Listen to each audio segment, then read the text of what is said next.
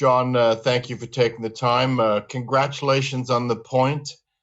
In the past, Canada securing a point in Azteca Stadium would be cause to celebrate. It still is, given the performance today, but I'm wondering, are you disappointed that it's not 3 points? You know what, Neil? I love it now that we're getting asked that type of question. and that's where, we want to be. We want, the press here in Canada to recognise that, we wanted 3 points. You've probably seen the way we went about the game in the second half with the substitutions. We pushed right on the 90th minute to try and get that win in Azteca. So yeah, I mean, I'm content with the point, but at the same time, I think there was an opportunity to take 3, and yeah, I think we'll walk away from this, looking at this in time, thinking, yeah, we could have took 3 points tonight. Thanks, Richard. Hey, John, congratulations on the point. That first half, I mean, you really had them on the ropes for long stretches. I mean, it seemed like Mexico was playing deep, showing you guys a lot of respect. How were you able to sort of force them onto the back foot so much through that opening 45 minutes? Well, we learned from our last game against them. We've got a good understanding of their pressing tactics. And I thought the boys executed well. We were fresh. We executed really well. Again, we were able to draw their pressure, play behind it, and then focused on where our strengths were in flank areas. So, I think the boys executed well. I think in the second half they got a bit leggy, and you could see that. But at the same time, I thought we finished strong. And we wanted to open this game up tonight. I said that right at the beginning. We had to be brave. We had a dare to lose to win, and I thought there was a lot of courage from the players tonight. It's easy to come here and park the bus, but we want to show that we're stepping forward, and we want to show that there's more to come. So, again, happy with the performance, content with the point. Thanks, John. Safe travels to Jamaica. Thank you. Maxime Fossey, Radio-Canada. Thank you. Hi, John. Thanks for doing this.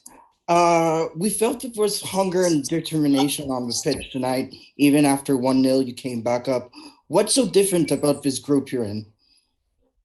Well, we've been growing. And, before going into this match, we had a clear mindset that we were coming here to win. And that's been built on the trust that they've created. The trust in the confidence in the performances. The facts tell us we're a good team. But the character, the brotherhood that they've built, they know every man's going to go to war, every man's going to fight for each other. And when you have that chemistry and that team spirit, players can play a bit free. And they were clear tonight when you've gone down in the US game like we did and you're able to come back, when you've beaten Costa Rica, when we've gone down against Mexico in the World Cup and you come back.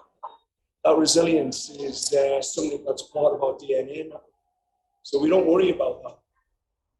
And with that resilience, we can start to take more risks. So you'll see more open games from Canada because they know they can score against anyone.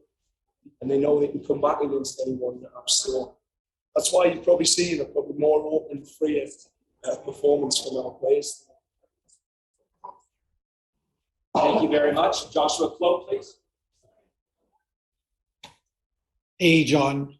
Jonathan Osorio has been part of this men's team since 2013, but he often doesn't get talked about the way that a lot of other players on the team do. Given his experience at the Azteca, what has made him such a valuable part of this team, I guess, over the last week or so? Again, he's grown. I've watched Jonathan grow over the last 3 years into a solid leader in this team. When I first came in, he was an emotional guy. But over 3 years, he's embraced that next level leadership. He's a big part in setting the culture in this team, both on and off the pitch. And I just thought he embraced the bravery tonight. He embraced that mentality. For me, it was the best performance I've seen him play in a Canadian jersey. I think that's the exciting thing for all of these men. We're just getting started. Thank you very much. Peter Galindo, please. Thank you, Richard. Hi, John. What did you think of your defense's performance, specifically after conceding the goal? It looked like they got, very cool heads after that, when many teams in the past going to Estadio Azteca would have potentially wilted. And we talked about this before coming into the game.